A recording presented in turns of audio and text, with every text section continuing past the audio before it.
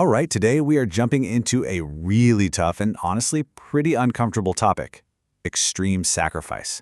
What actually separates a hero from a fanatic? You might think the line is clear, but it gets blurry fast. So let's get into it and see if we can make sense of it all. I mean, it really boils down to this one single question. And I want you to actually think about it for a second. Why would anyone ever give up their one and only life for someone or something else? It kind of breaks your brain a little bit, right? So, to make this less abstract, let's paint a picture. Imagine you're at a huge presidential rally. The crowd's electric, the energy is buzzing, and then, in an instant, everything just descends into total chaos. And you hear it, that sound. Gunshots. Panic just explodes. Now, for 99.9% of people, the survival instinct kicks in, right? You run, you duck, you do whatever it takes to get to safety. But then you see them, the Secret Service agents, and they do the exact opposite of what every fiber of their being must be screaming at them to do.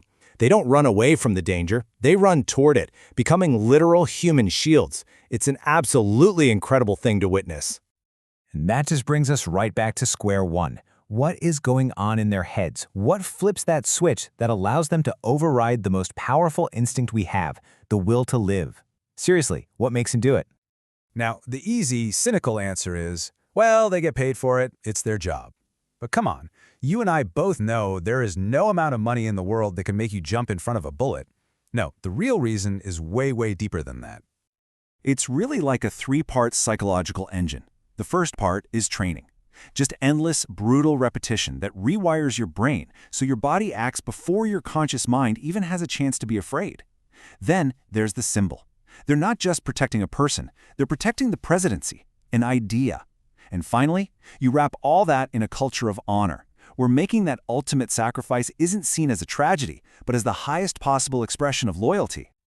Okay, so just hold on to that for a second. Training, a powerful symbol, and a code of honor that gives meaning to death.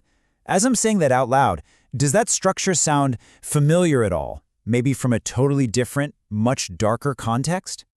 And this is where we have to get a little uncomfortable.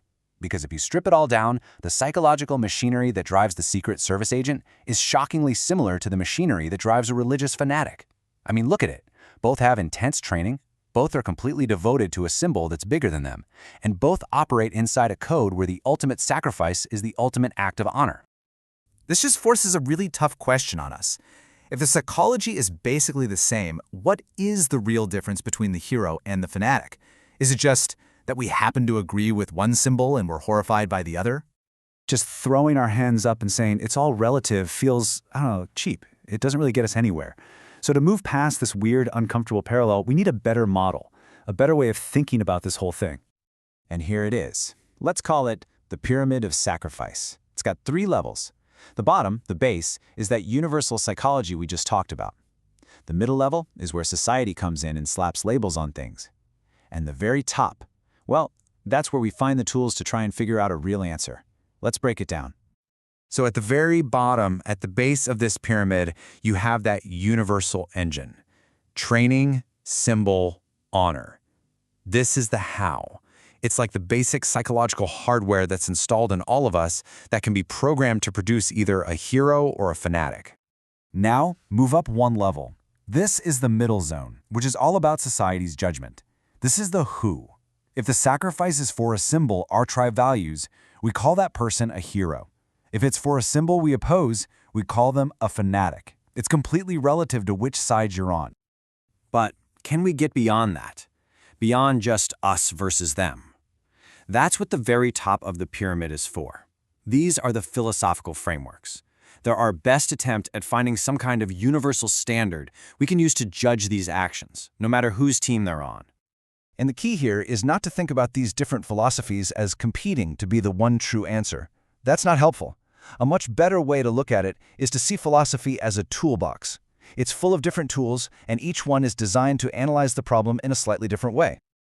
Okay, so let's open up the toolbox. The first tool we'll grab is called Utilitarianism. This one is all about the bottom line. It's pure math. It asks, did this action create more good than harm? For the Secret Service agent, the math is pretty simple, right? One life is sacrificed to save the leader of a country, preventing massive chaos. That's a net positive.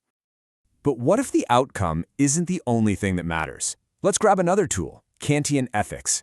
This one couldn't care less about the results. It's all about the rules. And the big rule is, you can never, ever use a person as a mere tool to get what you want. A fanatic's attack on civilians fundamentally breaks this rule. It treats innocent people as disposable pawns to make a statement. Here's a third tool called public reason. This one asks a really practical question. Can you explain your justification for this sacrifice in a way that anyone, from any background, can understand and maybe even agree with? The agent's duty can be explained in shared civic terms. But a fanatic's reasons are usually based on some private belief that just can't be justified to the public. It fails the test. And our last tool is virtue ethics. This one plays the long game. It asks, what kind of community, what kind of character does this action help create? The agent's sacrifice reinforces virtues we admire, like courage and duty. A fanatic's violence, on the other hand, only cultivates hatred, division, and cruelty. So, let's look at our pyramid again, all put together. The base tells us how sacrifice is even possible. The middle level explains who we decide to call hero, and the top gives us the frameworks to think about why one act is moral and another is not, in a way that goes beyond our own biases. So here's the big takeaway. It's not about finding the one perfect philosophical tool that solves every problem. That doesn't exist. Real wisdom is knowing you have a whole toolbox, and it's about learning which tool is the right one to use for the job at hand. And that brings it all back to you, because we all live for symbols, whether we realize it or not. Your family, your country, a scientific truth, a religious faith.